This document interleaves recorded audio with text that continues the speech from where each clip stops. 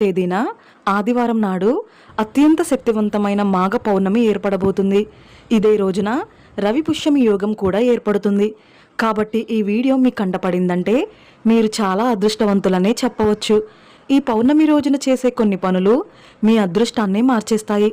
అయితే పౌర్ణమి రోజున పొరపాటున కూడా కొన్ని తప్పులు చేయకూడదు, లేదంటే మీ సంపద మొత్తం కోల్పోతారు. వీడియోలోకి వెళ్లే ముందు ఈ వీడియోకి ఒక లైక్ కొట్టి జై శ్రీరామ్ అని కామెంట్ చేయండి. ఫిబ్రవరి 1వ తేదీన ఆదివారం నాడు మాఘ పౌర్ణమి వచ్చింది.